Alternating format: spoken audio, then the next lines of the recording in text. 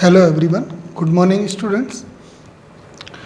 आज हम लोग क्लास 12 का सिलेबस शुरू करने वाले हैं और क्लास 12 के सिलेबस में सबसे पहले चैप्टर 2 हम लोग शुरू करेंगे। चैप्टर 2 का नाम है इन्वर्स ट्रिग्नोमेट्रिक फंक्शन।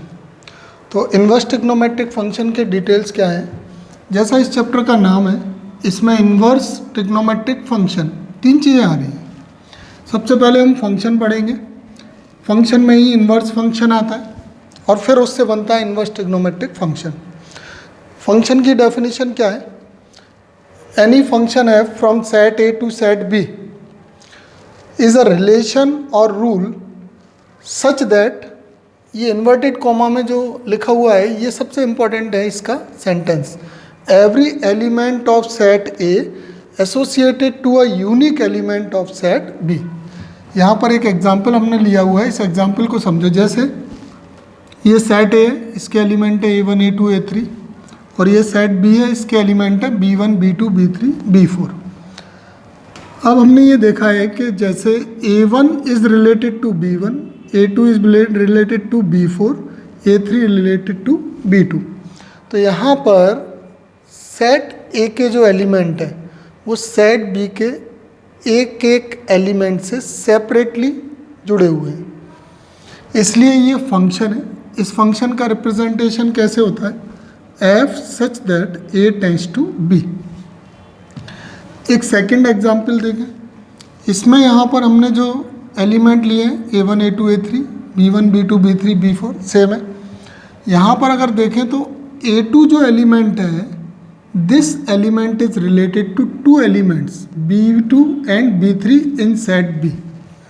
तो यही चीज़ हमें समझना है कि सेट ए के कोई भी एलिमेंट का यहाँ पर एक से ज़्यादा इमेज नहीं होना चाहिए।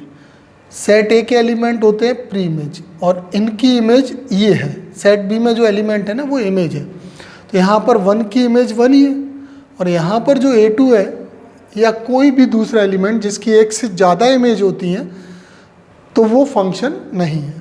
फॉर एग्जाम्पल जैसे हमने एक एग्जाम्पल ले लिया y equal to x plus 1। अगर हम इसमें x की वैल्यू 1 रखेंगे तो y1 आएगा, y2 आएगा। x2 रखते हैं तो y3 आएगा, x3 रखते हैं तो y4 आएगा। और इनको अगर हम सेट में लेंगे तो ये 1 2 3 और 2 3 4 ये सेट ए है, x की वैल्यूज, और सेट बी y की। तो 1 is related to 2, 2 is related to 3, 3 is related to 4। Therefore this is a function. y equal to x plus 1 is a function और यहाँ पर x बिलोंग्स टू a है and y belongs to b। ठीक है, तो इस तरह से ये फंक्शन की डेफिनेशन है।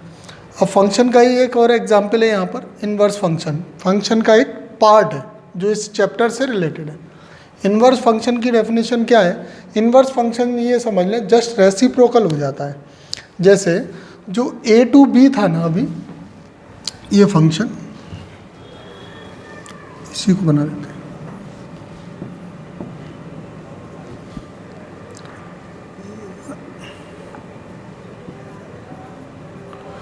तो अगर ये a टू b यहाँ पर फंक्शन है f, तो इसका इन्वर्स फंक्शन क्या हो जाएगा?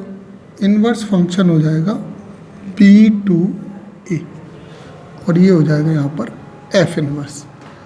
अब हम a से b में एलिमेंट नहीं देखेंगे, कनेक्शन तो यही है, लेकिन अब हम b टू a में देखेंगे। अब हम ये देखेंगे कि b में कोई ऐसा एलिमेंट तो नहीं है जो a में एक से ज़्यादा एलिमेंट से जुड़ा हुआ है। तो ऐसा कोई भी एलिमेंट हमें यहाँ पे दिखाई नहीं दे रहा है, सबका एक ही इमेज है, तो एफ इनवर्स फंक्शन है। यहाँ पर एक चीज़ सबसे ज़्यादा ऑब्जर्व करने वाली है कि किसी भी फंक्शन का इन्वर्स कब एग्जिस्ट करता है? जब वो 1 1 ऑन टू फंक्शन होता है। तो 1 1 और onto 2 type of function है। 1 1 और ऑन टू फंक्शन को डिटेल में फंक्शन टॉपिक में ही पढ़ाया जाएगा। तो अभी सिर्फ इतना समझ लें कि 1 1 और ऑन टू फंक्शन होगा तभी इन्वर्स एग्जिस्ट करेगा, अदरवाइज नहीं। तो ये लिखा भी हुआ है, ये function F such that A tends to be, तो इसका इन्वर्स हो गया इन्वर्स हो गया F inverse such that B tends to A, B tends to A. ठीक है, एक चीज़ और समझे, देखो ये सेट ए के एलिमेंट क्या होते हैं, डोमेन, और सेट बी के एलिमेंट क्या है, कोडोमेन। एफ इनवर्स में बी क्या हो जाएगा, डोमेन हो जाएगा, और ए क्या हो जाएगा, कोडोमेन हो जाएगा। ठीक है, अब यहाँ पर ये ट्रिग्नोमेट्रिक फंक्शन मैंने लिया है sine x. Sine x trigonometric function है, साइन एक्स की ये डोमेन क्या है, आर, और ये कोडोमेन है, और कोडोमेन ही रेंज होती है इसमें। तो साइन इनवर्स की डोमेन आर हो गई, कोडोमेन क्या हो गई, -1 to +1। ठीक है, अब इसका इन्वर्स फंक्शन क्या हो जाएगा, साइन इनवर्स एक्स, और ये दोनों इंटरचेंज होंगे, ये -1 to +1, यहाँ पे आर आना चाहिए, लेकिन -π/2 से +π/2 आया है। क्यों आया है, इस चीज़ को साइन एक्स के ग्राफ से समझें। साइन का ग्राफ -1 to +1 0,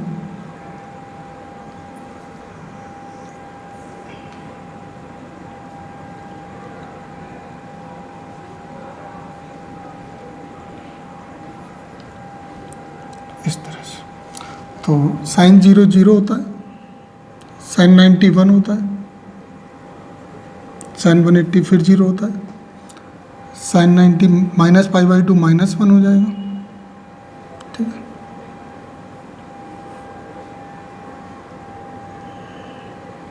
फिर यहाँ पे साइन 180 फिर 0 हो जाएगा। तो ये ग्राफ ऑफ साइन एक्स है। अब ग्राफ ऑफ साइन एक्स है, लेकिन ये पूरी नंबर लाइन पर नहीं लिया जा सकता है इन्वर्स फंक्शन के लिए। इसका रीज़न ये है कि जो ये 1 1 लिखा हुआ है ना, इसका एक सिंपल मैं तुम्हें आइडेंटिफाई करने का रूल बता देता हूँ। किसी भी फंक्शन के अगर ग्राफ में एक्स एक्सिस, ये एक्स एक्सिस होता है ना, ये वाई एक्सिस, अगर ये एक्स एक्सिस के पैरेलल लाइन इसको मोर देन 1 पॉइंट पे इंटरसेक्ट करेगी तो ये 1 1 नहीं होता है। ठीक है, अगर हम इसको पैरेलल ड्रॉ करते हैं तो ये बहुत सारे पॉइंट आएंगे जहाँ ये ग्राफ को एक से ज़्यादा इन्फिनाइट पॉइंट पे कट करेगा, इसलिए इसको लिमिटेड कर दिया गया π/2 से -π/2 तक, और π/2 पर वैल्यू इसकी -1 है, और -π/2 पर ये वैल्यू क्या है इसकी, -1, ये 1 है, π/2 पर 1 है, और -π/2 पे -1।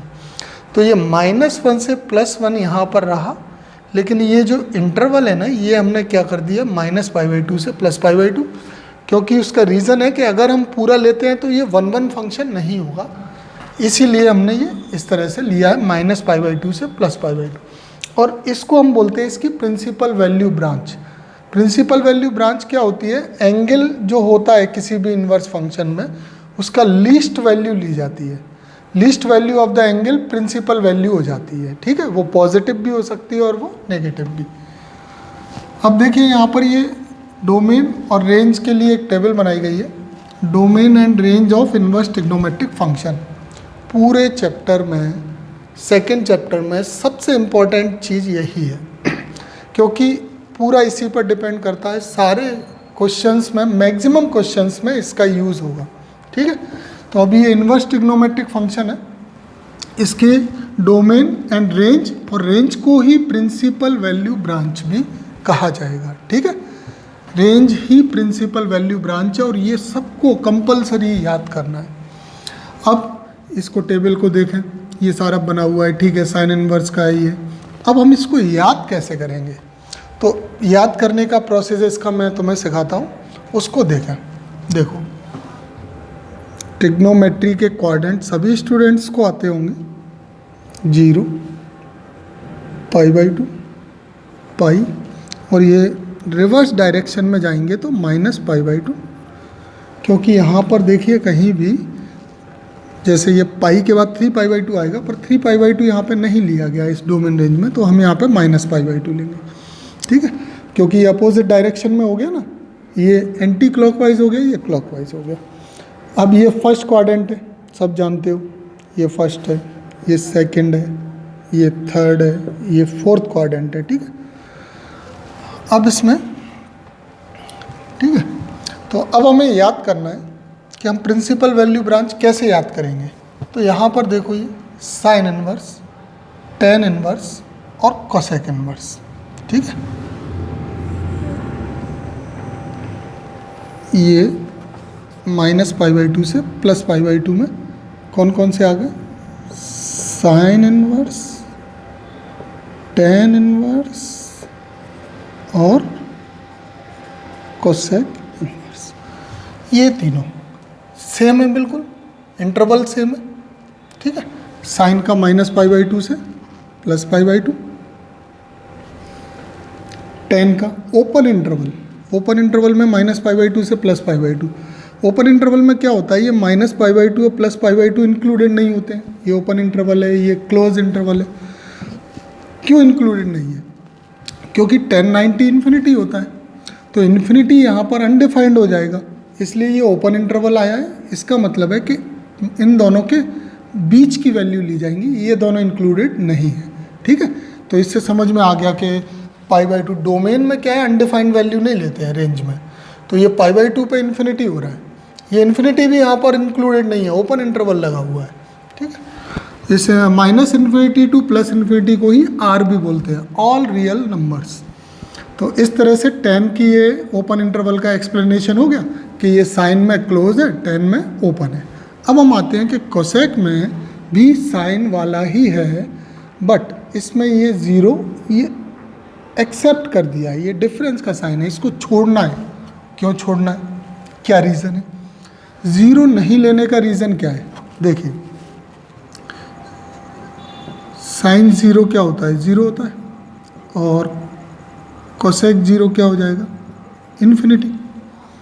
तो ये वैल्यू जो ज़ीरो है ना, -π/2 से +π/2 यहाँ पे आ रहा है, और ज़ीरो इस इंटरवल में आ रहा है, और ज़ीरो पर ये क्या होगा? इन्फिनिटी। इसलिए हम ज़ीरो वैल्यू यहाँ पे नहीं ले सकते, क्योंकि ये इन्फिनाइट अनडिफाइंड हो जाएगा। तो -π/2 से +π/2 के बीच में हमें कौन सी वैल्यू छोड़ना है? ज़ीरो छोड़ना है। ठीक है, तो इस तरह से ये याद हो गया कि कोसेक में ज़ीरो अनडिफाइंड होता है, ज़ीरो छोड़ देंगे। 10 में π/2 और -π/2 अनडिफाइंड है, ओपन इंटरवल, और साइन का तो ये हो ही गया।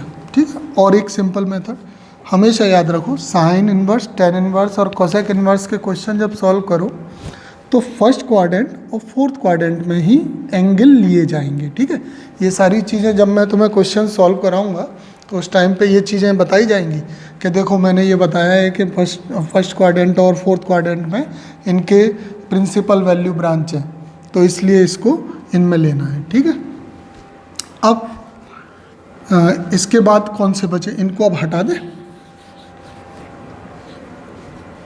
अगली ब्रांच, ये तीन तो हो गए।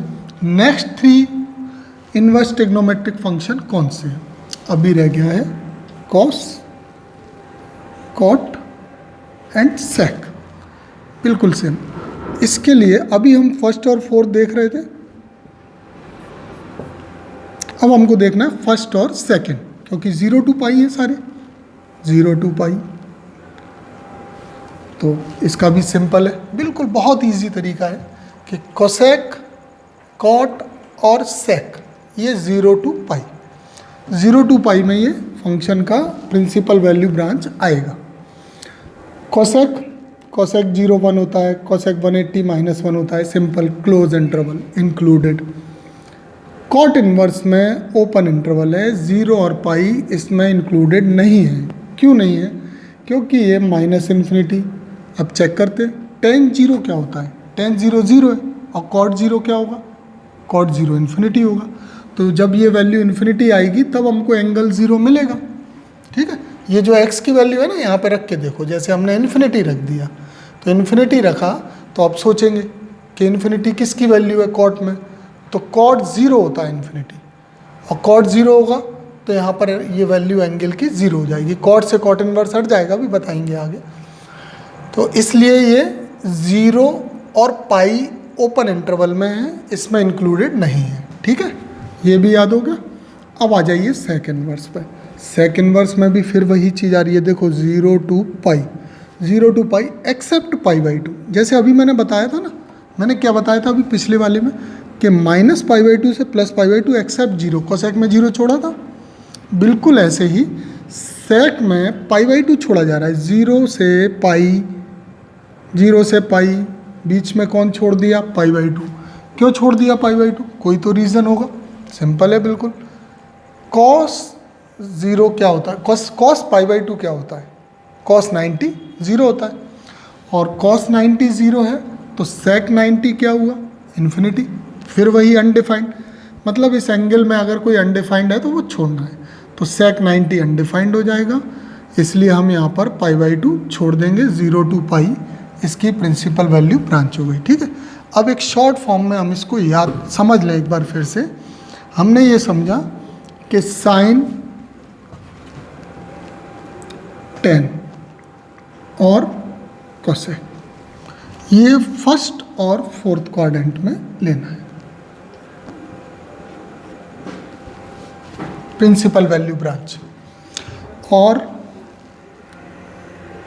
कॉस, कॉट और सेक, ये हमें किस में लेना है, फर्स्ट एंड सेकेंड इंटरवल। ठीक है, ये फर्स्ट और सेकेंड क्वाड्रेंट में, सॉरी इंटरवल नहीं, फर्स्ट एंड सेकेंड क्वाड्रेंट में। ठीक है, तो अब क्वेश्चंस जो आने वाले हैं ना, वो सबसे पहले जो आएंगे वो सारे प्रिंसिपल वैल्यू ब्रांच से रिलेटेड होंगे। और जब भी साइन आया करेगा, टेन आएगा या कोसेक आएगा, तो जो भी एंगल आएगा उसको हम फर्स्ट क्वाड्रेंट और फोर्थ में लिया करेंगे। और अगर इनमें से कोई आता है, कॉस आता है, कॉट आता है या सेक आता है, तो हमें क्वाड्रेंट लेना है फर्स्ट एंड सेकेंड। ठीक है,